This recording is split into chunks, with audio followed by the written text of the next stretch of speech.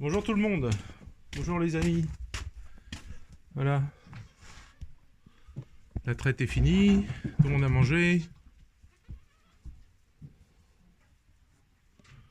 Bon, ils ont tous bien compris comment t'étais maintenant, hein. Donc tous les matins, tous les soirs, je retrouve un dépit qui est vide. D'ailleurs, Jojo non, parce qu'il n'y a qu'un bébé, mais Bellana, surtout qu'il y a un mâle, elle a le pis qui est vide, qui est gercé. Parce que le petit, il a des dents, quoi. Donc, à force, ça picouille. Bon, alors sinon quoi? Le pouce, s'abonner, venir en vacances en Russie. Regardez-moi ça, ce beau temps qu'on a aujourd'hui. C'est pas beau ça?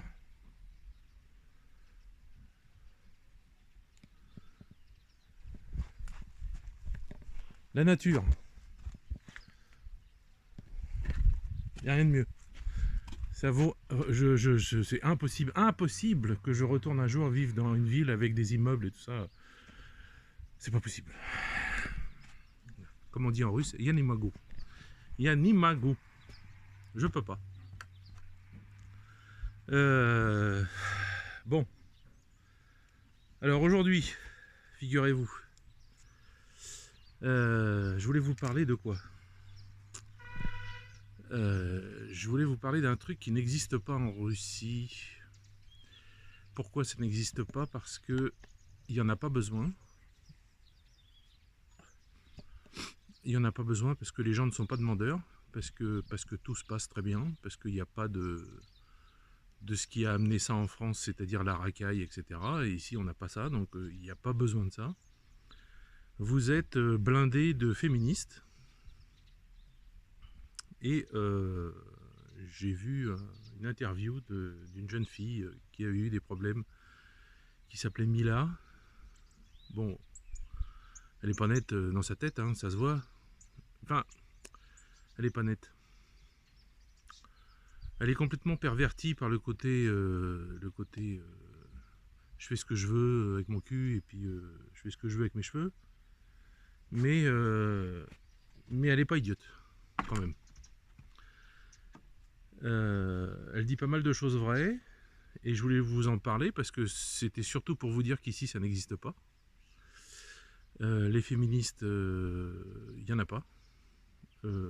Là, elle, par contre, qui a été pire qu'emmerdée, presque limite à. Il y en a qui voulaient l'éventrer, qui voulaient la violer, etc. Jamais elle a entendu parler des féministes. Et d'ailleurs, elle dit tant mieux parce que je veux pas voir ces gens-là. Parce que c'est pas des. Faut arrêter de dire féministes, c'est des profiteurs, c'est tout. Et elle a raison.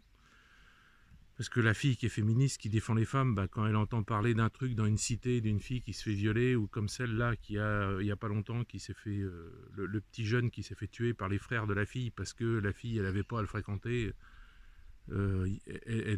pourquoi elles ne s'occupent pas de ça? Pourquoi elles vont pas voir, elles y vont pas soutenir la fille là? Évidemment non, parce que dès que ça touche l'islam, elles sont pour, puisqu'elles disent rien. Donc c'est à se demander quelle est la... C'est juste le mouvement féministe, LGBT, tout ça, faut ouvrir les yeux, c'est que des profiteurs, quoi. C'est-à-dire que c'est des gens qui a derrière ça, qui en profitent, qui gagnent du fric, qui se prennent des avantages à gauche à droite, qui parce qu'ils sont ça et qu'ils ont réussi à foutre ça en avant, c'est eux qui ont des postes dans des spectacles, dans des... enfin un tas de trucs, quoi. Faut arrêter de nous prendre pour des débiles, quoi. Enfin bon, c'est affligeant. Qu'est-ce que je suis content qu'on n'ait pas ça ici, ça vous pouvez pas imaginer. Il n'y a pas ça. Pourquoi? Parce que les hommes se comportent correctement avec les femmes. Les hommes sont galants. Même des hommes que j'ai vus galants qui sont des paysans qui vivent dans la merdasse et puis eh ben, ils ouvrent la porte aux femmes parce que c'est normal, parce que leur mère leur a appris à faire ça, leur père aussi. C'est une vie tout à fait normale et les femmes les remercient. Bon, ça se passe très très bien. Personne n'a l'idée, ne serait-ce qu'une once d'idée d'apporter ce genre de truc ici. Parce que c'est inutile et puis il n'y en a pas besoin. Voilà. Donc ça, c'était la première chose dont je voulais vous parler, et ça y est, c'est fait. Alors, deuxième truc plus rigolo. Figurez-vous que j'ai reçu une vidéo ce matin. Je vais vous dire de qui après. Parce que je pense que cette petite vidéo qui m'a été envoyée, je vais vous la mettre à la fin de cette vidéo-là. J'ai reçu une vidéo de mon ami, avec qui je suis ami depuis des années. Ça va faire un sacré bout de temps maintenant. Christelle Néant, qui est journaliste dans le Donbass. Qui d'ailleurs, soit dit en passant, Christelle, je t'attends toujours pour les vacances. Hein, je te l'ai dit. Tu peux venir en vacances ici.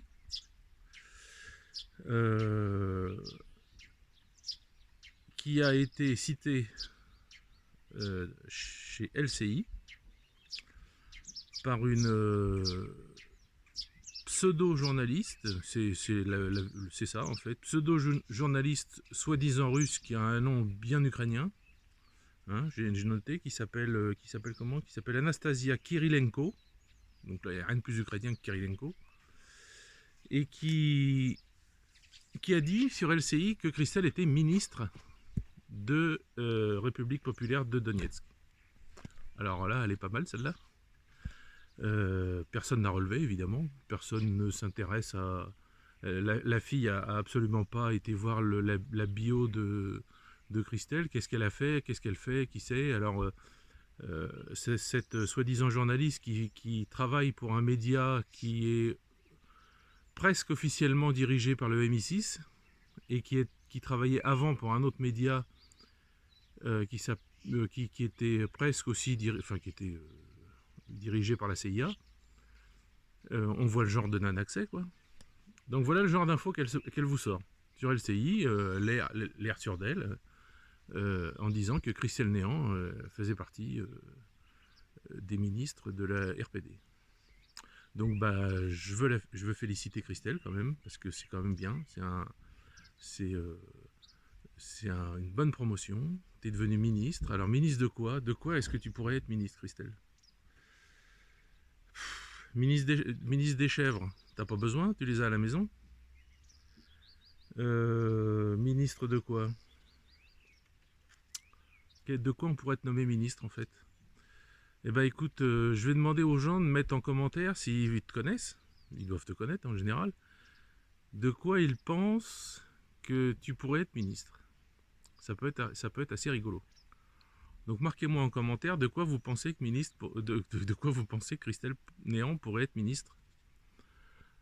Alors je sais pas si j'allais dire République populaire de Donetsk, mais est-ce que ça s'appelle toujours comme ça, ou c'est parce que c'est une région russe maintenant, donc est-ce que ça a changé? Ça s'appelle Région populaire de Donetsk, ou c'est resté République? Après tout, oui, il y a bien le Tatarstan, il y a bien la Tchouvachie, tout ça, donc oui, pourquoi pas, c'est vrai. Ça peut rester République populaire de Donetsk. Oui.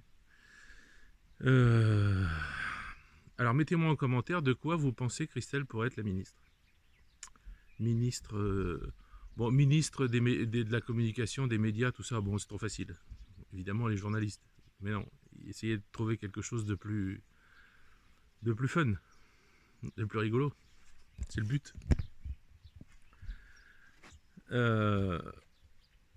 Donc voilà, ça je voulais dire ces deux choses ce matin, sur le féminisme et puis sur Christelle,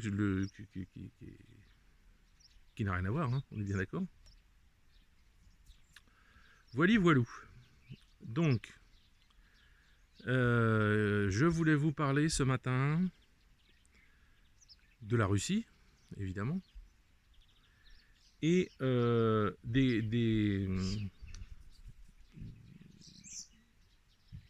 ai déjà un peu parlé une fois, mais je voudrais revenir un peu là-dessus. La différence, la communication que peut avoir n'importe quel citoyen de la Russie avec l'administration.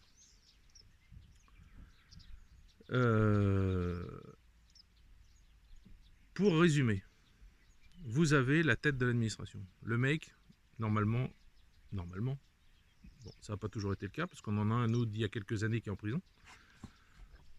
Mais normalement, ils sont honnêtes. Moi, j'en connais un qui était honnête, qui a démissionné justement parce qu'il était trop honnête. Pourquoi? Parce qu'il faut savoir qu'en Russie, quand la mairie fait quelque chose, ou ne fait pas quelque chose, que quelqu'un se plaint au procureur, que le procureur fait une enquête et condamne, l'amende, c'est pas la mairie qui l'a, c'est le maire, sur son salaire. Donc mon copain, là, il n'a pas eu de salaire pendant 6 mois. Donc à la fin, il a dit, bon, je me casse, c'est pas possible, quoi. C'est pas possible de rester comme ça. Je peux pas rester sans salaire, parce qu'en fait, le pognon était volé en dessous de lui, ou le travail n'était pas fait en dessous de lui, par des gens qui pouvaient pas virer, pour diverses raisons, et c'est lui qui avait les amendes. Et ces gens-là, à la rigueur, auraient pu dire, bon bah écoute, les amendes, on va les payer. Enfin, non, bah non. C'est tellement des profiteurs, les gens qui sont à ces postes-là, que bon, ça se passe comme ça, en Russie c'est comme ça. La corruption, je vais pas vous dire que ça n'existe pas, tout le monde sait, c'est comme ça. Mais c'est comme ça depuis des centaines d'années. À l'époque des tsars, quand il y avait les boyards, c'était exactement comme ça. Les boyards vivaient de ça, quoi. Enfin, c'était comme ça. Ça a toujours été. Limite si c'est pas institutionnel, quoi. Enfin, j'exagère, mais bon, il y a toujours eu ça. On peut pas dire qu'il y a que des points positifs en Russie, hein. Mais par contre, ce qu'il y a de positif, c'est qu'il y a de la corruption, mais moi je la vois pas. Moi, je ne vois rien de tout ça. Je ne vois pas, je ne la sens pas. Je ne suis pas touché par ça. Je vis en dehors de tout ça. Ils font leur truc, certainement, mais moi je m'en occupe pas. Et rien ne m'arrive aux oreilles, ou rien ne m'arrive à moi, parce que ce genre de choses, non. Rien du tout. Donc, ça, c'est ce qui se passe quand il y a une amende à la fin. Mais avant, vous avez les gens, les Russes, dont beaucoup ont vécu à l'époque soviétique, évidemment, et ça se faisait à l'époque soviétique. Les gens, par exemple, on va prendre mon village. Je ne sais jamais arrivé ce que je vais vous dire, mais je vous donne un exemple. Il y a quelque chose qui se passe. Par exemple, je sais pas, on sait qu'il y a de l'argent qui est arrivé, puis les routes n'ont pas été refaites, par exemple. Puisque avec l'hiver russe, les pluies d'automne, les pluies de printemps, bon, ça mange, quoi. Si c'est pas du bitume, et même si c'est du bitume, bon, bah, ça fait des trous. L'hiver, le gel s'insère dans le bitume, gonfle, pète le bitume, ça fait des trous. Enfin bon, c'est toujours comme ça. C'est ça qu'il faut comprendre en Russie. Oui, les routes sont pourries, mais c'est pas pour rien, c'est à cause de l'hiver. C'est pas parce qu'ils font pas. Et en fait, quand ils font, bah, comme ils savent que c'est un peu pour rien, ils font ça par-dessus la jambe, quoi. C'est-à-dire, j'ai vu des camions avec à l'arrière du bitume chaud, et les mecs avec des pelles, et remplir des trous qu'il y a dans le sol qui étaient remplis d'eau. Bon, de ce que je sais, le bitume dans l'eau, c'est moins bien que le bitume dans un trou sec. Rien de sexuel dans ce que j'ai dit, attention. N'importe quoi. En fait, donc, imaginons que ce n'est pas fait. Mais qu'on sait, parce qu'on sait, tout le monde sait, qu'il y a de l'argent qui est arrivé de Moscou. Parce que c'est comme ça que ça se passe. Il n'y a pas d'impôts locaux, il n'y a pas de ci, il n'y a pas de ça. C'est Moscou qui envoie de l'argent aux villes, aux villages, aux villes. Suivant la taille, vous avez le droit à tant, etc. etc.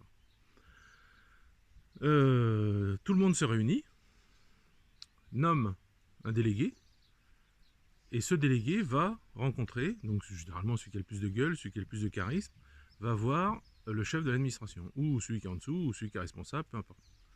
Et on voit ce qui se passe.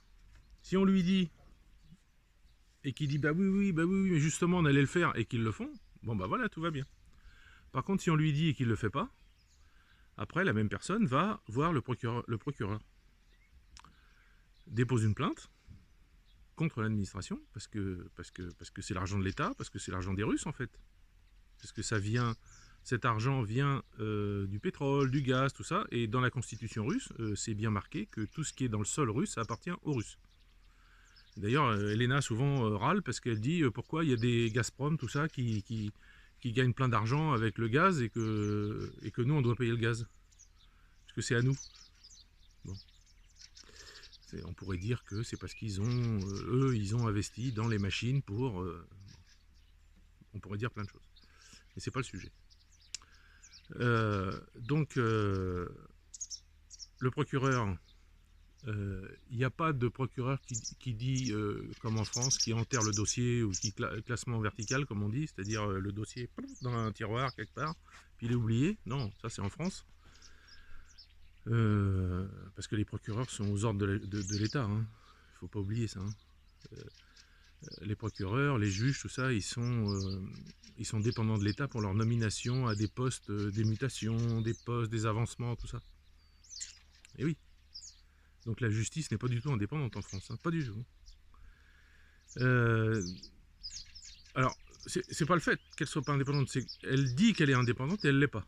En Russie, la justice, c'est l'État.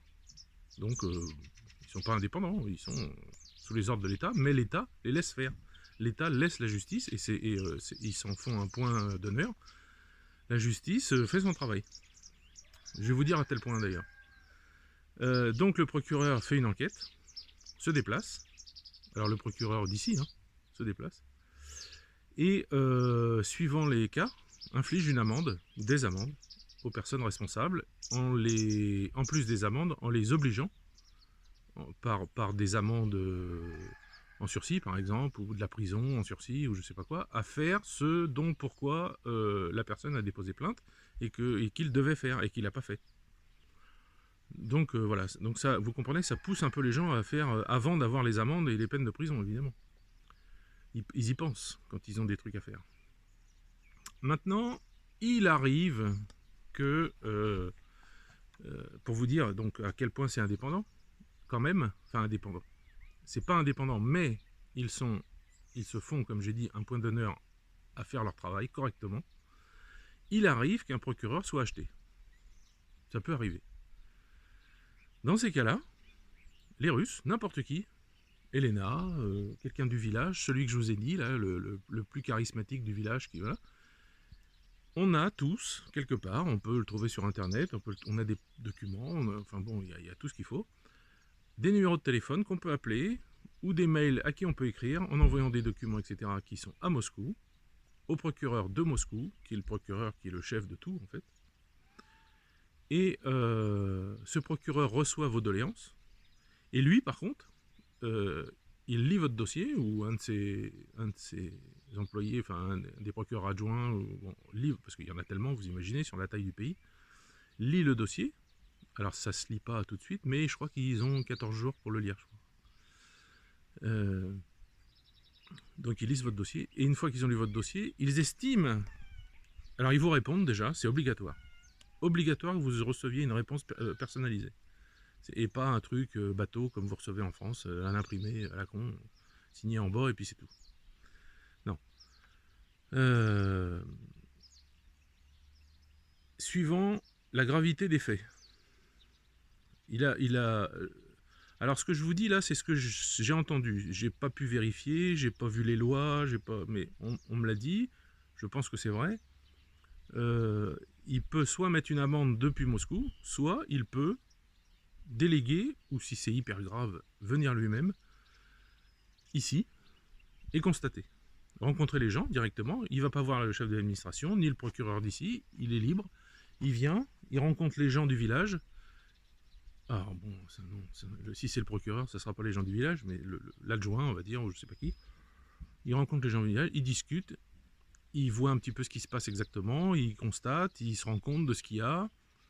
Et après, il va voir le procureur du coin, en lui demandant pourquoi il n'a pas fait son boulot. Donc lui, il mange aussi, parce qu'il n'a pas fait son taf. Si vraiment c'est avéré qu'il aurait dû faire quelque chose et qu'il ne l'a pas fait, pas bon pour lui. Et après, il s'occupe de la tête de l'administration, ou des gens qui n'ont pas fait leur boulot, ou enfin bon, bref, ou des gens qui ont détourné de l'argent. Mais non, comprenez bien que c'est pas inhérent à la Russie, quoi. Je veux dire, en France, c'est la même chose.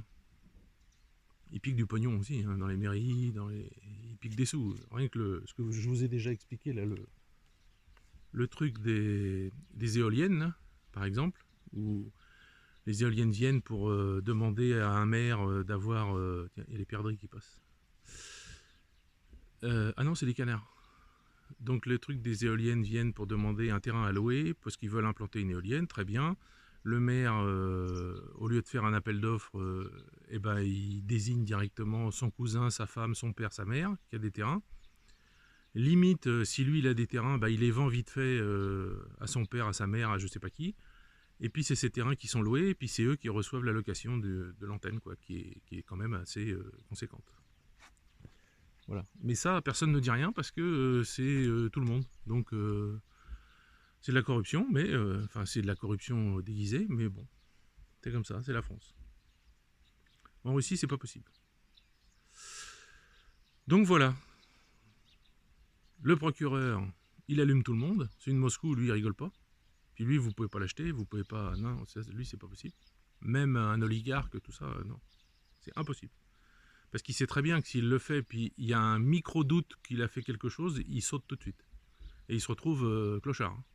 Ils feront tout pour qu'il soit clochard. Il sera policier à la circulation, le mec. Enfin, c'est pas clochard, mais vous voyez ce que je veux dire. Il descend au plus bas. Quoi qu'en Russie, c'est bon, c'est pas vrai ce que j'ai dit, parce que c'est pas au plus bas, parce que la police en Russie, c'est pas comme en France. Un policier français doit savoir tout faire. Le maintien de l'ordre, la circulation, gérer un accident, un mec qui a tué sa femme, l'interpeller, enfin, il doit tout faire. Et ici, non. Ici, le policier qui est sur la route, il est sur la route. C'est un peu comme il y avait, fut un temps, je ne sais pas si ça existe toujours, il y avait la compagnie de circulation à Paris, qui était basée à Beauvau, et dont j'ai fait partie pendant quelques mois, dont j'ai commencé dans la police. Et où tous les matins, avec votre mobilette, vous alliez sur un point de circulation, puis vous essayez de rendre plus fluide la circulation des voitures dans Paris. Voilà. Il y avait une technique. Avec une radio, on débloquait un endroit. Bon bref, je ne vais pas vous raconter tout ça maintenant. Donc les policiers russes de toute la Russie qui font partie de ce qu'on appelle DPS, je crois, c'est marqué dans leur dos, DPS, c'est que la circulation et uniquement la circulation. Il y a 20 ans, tous les policiers essayaient d'aller là, parce que c'est là qu'on piquait le plus de sous aux gens. Mais ça n'existe plus, ça. La corruption dans la police, il n'y a plus rien, il n'y en a plus. Ils ont réglé le problème, et bien réglé. Comment ils ont fait? Ils ont mis des policiers non corrompus, et déjà, dans les écoles, ils les ont formés depuis tout jeune, hein, parce que pour être policier, vous rentrez à l'école quand vous avez 13 ans, je crois, ou 14 ans, et puis vous faites le cursus scolaire normal, mais avec un uniforme de policier stagiaire, et puis vous apprenez des choses sur la police, sur comment faire ci, comment faire ça, comment tirer, c'est pas un an d'école de police comme en France, et puis c'est fini. C'est vraiment, ils vous forment de A à Z, quoi. Et puis, donc, il y a la police de la circulation, il y a la police qui patrouille et qui intervient quand il y a des choses graves. Vous avez aussi le FSB, c'est la police, c'est comme la DGSE, la DGSI, je ne sais plus comment ça s'appelle maintenant en France, la DGSI, je crois. On appelait ça le contre-espionnage, et puis, comment on disait? Je sais plus. Bon, enfin, vous voyez de qui je veux parler. Donc ça existe aussi. Ça, c'était le KGB avant, ça s'appelle le FSB maintenant. Bon bref, vous avez tout un système hiérarchique qui fait qu'il y avait une possibilité de corruption dans le temps, mais qui n'existe plus. Par exemple, oui, alors pour les policiers, ils ont mis des jeunes pas corrompus, donc du coup, quand les gens proposaient de l'argent, ils se retrouvaient avec une procédure pour tentative de corruption. Oh, c'est des signes qui passent. Je sais pas si vous allez les voir. Merde, ils sont partis. Ils sont là-haut. Ils passent en parlant. Ils sont deux. Et donc vous avez ça. Et ils ont ajouté, alors dans la procédure, vous devez monter dans la voiture de police à la place du passager, le policier à la place du chauffeur, et il vous met votre PV. Et en général, ce qui se passait, c'est que les gens mettaient un billet dans leur passeport, et quand ils donnaient leur passeport, voilà, le billet disparaissait. Et en fait, maintenant, vous avez une caméra à l'arrière de la voiture qui regarde l'avant de la voiture, et il est interdit de passer quelque chose de l'un à l'autre. C'est-à-dire que vous ne donnez plus votre passeport au policier, vous lui montrez votre passeport, c'est tout. Et ça se voit à la caméra. Et donc ça s'est vite su qu'il y avait des policiers non corrompus, etc. Donc les gens, bah, ils proposaient plus rien, ils proposaient plus d'argent, de peur de tomber sur un policier comme ça. Et petit à petit, sur quelques années, ça a fait que la corruption a disparu. Bon, en France, ça n'existe pas. Hein. Enfin, ou très très peu. Je veux dire, moi, j'ai jamais, dans toute ma carrière, j'ai jamais vu un moment de corruption avec un de mes collègues ou j'ai jamais vu, jamais, jamais vu ça. Il y en a peut-être, hein, au niveau des officiers, au niveau des, je sais pas, j'en sais rien, peut-être, peut-être. Mais moi, à mon niveau, j'ai jamais vu ça. Donc voilà. Donc bah écoutez, je voulais vous parler de tout ça. Quelle heure il est? Ça fait 25 minutes que je suis là. Je vais pas continuer trop parce que j'ai plein de boulot à faire. J'ai des chaises à... En fait, on a acheté d'occasion des chaises de bar pour mettre dans notre cuisine. Parce qu'il y a un magasin qui s'est ouvert avec des objets d'occasion, un peu genre Emmaüs, vous savez. Donc on a acheté ça là. Et en fait, on n'a pas fait attention en les achetant, mais on a acheté la taille, la grande taille. Ce qui fait qu'on a les genoux qui passent pas sous la table quand on s'assoit. Donc j'ai dû couper ça de pied. Et maintenant, il faut que je les passe à la meuleuse pour qu'ils soient plus râpeux comme ils sont là, parce que ça va abîmer le lino. Et que je remette les collants, vous savez, les collants en feutrine là, qui sont en dessous pour que ça glisse, quoi. Voilà, donc j'ai ça à faire ce matin. Ça va, c'est pas trop dur. Bon bah écoutez, voilà, j'avais dit que je voulais acheter une petite moto, et ben j'attends mon copain pour qu'il m'emmène, il vienne me chercher, qu'il m'emmène au marché, qu'on achète la moto, qu'on la mette dans son camion, qu'on aille chez lui et qu'il me montre comment ça marche, parce que je ne sais pas conduire une moto. J'ai pas le permis de moto, mais maintenant je l'ai. En fait, je l'ai parce que j'ai fait traduire mon permis français en russe, et j'ai le permis rose, là, vous savez, en papier, là, qu'on avait avant. Et sur mon permis rose, c'est marqué permis A, et il y a marqué pas plus de 75 cm3. C'était comme ça avant. C'était pour... vous aviez le droit de conduire une mobilette, tout ça. Bon. Et la fille qui a traduit, elle n'a pas compris ce qui a été écrit. Elle a mis permis A, oui. Donc officiellement, en Russie, j'ai le permis A maintenant. Donc bah, je vais en profiter. Mais par contre, je sais pas, je n'ai jamais conduit une moto de ma vie. J'ai conduit des trucs automatiques avec des 80, tout ça, des scooters dans la police, là, mais c'était automatique, il n'y avait pas de vitesse. Donc mon pote, il va me montrer les vitesses. Oui, oui, j'arrive, ma fille. C'est Lucky qui est à la fenêtre. D'ailleurs, je voulais remercier dans cette vidéo, si elle voit, je l'ai déjà remercié, mais quelqu'un m'envoie de France, veut me faire un cadeau, et c'est très très gentil, et a commandé et m'envoie une chaise à roulettes pour le chat handicapé. Nous, ça faisait longtemps qu'on voulait l'acheter, on ne pouvait pas se le permettre, on avait toujours autre chose à faire, toujours autre chose à acheter, et là, bah, elle me l'offre, donc c'est vraiment très très très gentil. Donc je la remercie encore une fois. Et elle met aussi des sacs, des sortes de sacs qu'on attache au chat, puis il peut se promener sans en foutre partout dans la terre. Enfin, ça se nettoie, puisque apparemment c'est du tissu plastifié, là, enfin, elle ira dans l'herbe.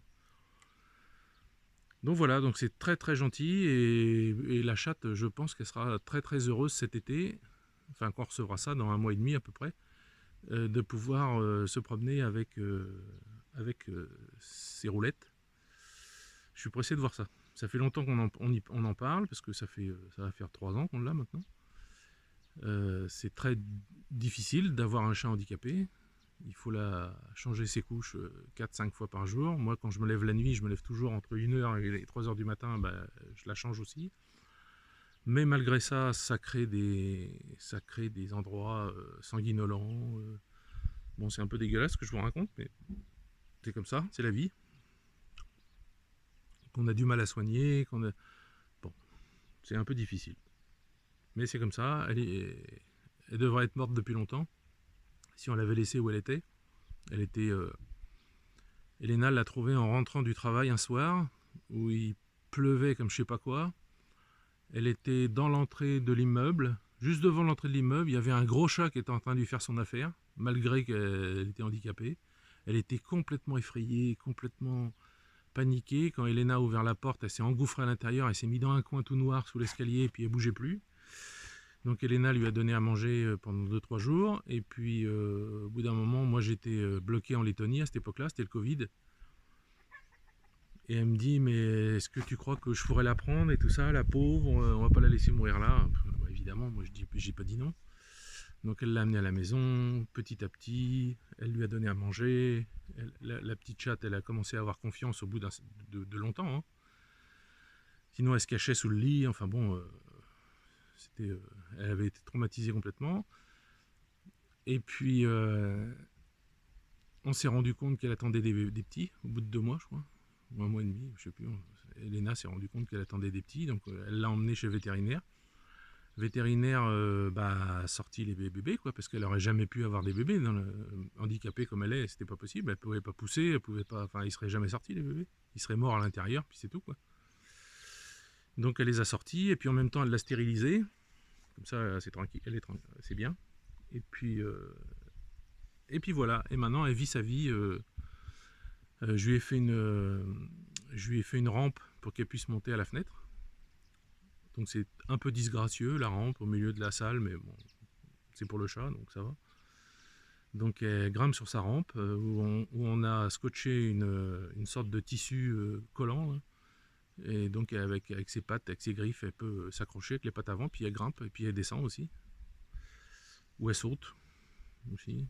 Alors sa place, avant quand il y avait le petit escalier, mais il n'y est plus, quand on a fait refaire le four, on l'a enlevé. Sa place c'était sur le four russe. Alors là, ça elle adorait, mais le problème c'est que pour descendre, elle sautait. Donc à chaque fois, blam, ça tapait sa zézette et puis ses pattes et tout ça par terre, donc ça arrangeait rien. Malgré la couche, malgré la culotte, parce qu'on a acheté des culottes spéciales avec un trou pour la queue et puis qui se clip sur le côté. Donc vous mettez à l'intérieur, vous mettez une couche que les femmes utilisent quand elles ont leur période, vous savez. On met ça, on achète ça en grande quantité, on en achète dans les magasins ici, il y en a pour vraiment pas cher. Donc on n'achète pas de la grande qualité, hein, c'est pas besoin. Et puis on met ça et donc elle peut faire pipi, caca, tout ça dans sa couche. Et c'est pour ça qu'il faut la changer régulièrement. Voilà. C'est du boulot. Bon voilà, écoutez, je vais vous laisser. Je vais aller m'occuper de mon tabouret là, enfin de ma chaise de bar. Et je vous dis à la prochaine. Ah, je précise une chose. Là, je vais voir si elle est d'accord, parce que je vais quand même demander son autorisation. Si Christelle est d'accord pour que je vous mette la vidéo à la fin. La vidéo que j'ai faite hier a été démonétisée par YouTube parce que dans le titre, j'ai marqué un mot vulgaire, entre parenthèses, ça me dit ça, un mot vulgaire, entre parenthèses, comme PUT 3 étoiles. Vous voyez de quel mot je veux parler, un truc de prostituée. Fermez les guillemets. Et en fait, j'ai écrit Poutine. Et leur robot à la con, il a trouvé que c'était marqué pute. Bon. Et j'ai déjà eu le cas une fois. J'avais demandé la vérification, parce que c'est l'ordinateur qui avait fait ça. J'avais demandé la vérification, et ben l'humain qui a vérifié a dit que oui, c'est vrai, c'est pas bien. Donc maintenant, pour YouTube, Poutine, c'est un gros mot. C'est incroyable. Là, on est à un niveau... c'est la fête du slip là, dans leur tête. Là. Bon, bref. Bon, écoutez, je vous laisse. Et puis, comme on dit en Italie, arrivée d'air chaud. Il y a d'autres Français qui ont déjà ont été reçus par Poutine, par exemple Christelle Nain. Bon, elle a genre un poste de ministre dans les Républiques populaires de Donetsk. What? Christelle Nain, ministre dans les Républiques populaires de Donetsk. What? Quoi? Ministre? En RPD? Mais d'où elle sort ça, celle-là? Mais elle a complètement craqué! Mais t'as fumé quoi, ma fille? Mais jamais j'ai été ministre en RPD, enfin... D'où ça sort, cette connerie? Anastasie Kirilenko, journaliste russe indépendante. Ouais, on va regarder un petit peu ça, t'as bossé où? Radio Svoboda. Ah oui, c'est Radio CIA, c'est niveau indépendance, j'ai déjà vu mieux. Et The Insider, l'équivalent implanté en Russie de Bellingcat, c'est-à-dire le MI6, les services secrets britanniques. Ouais, je comprends ce que LCI appelle indépendance, hein, te concernant. Par contre, le titre de journaliste, si on pouvait te l'enlever aussi, hein, parce que non, là, pas être fichu quand même de vérifier ma biographie. Et de sortir une énormité pareille, là c'est de la fake news là quand même, hein. Je n'ai jamais eu un poste approchant de près ou de loin celui d'un ministre en République populaire de Donetsk, ma fille, hein. Voilà, donc Nastia, retourne à l'école, apprends à vérifier la biographie des gens avant d'en parler, et puis après tu pourras peut-être essayer de redemander une carte de journaliste. Voilà, donc voilà le niveau des experts et des journalistes que vous avez à la télé française. Je vous plains.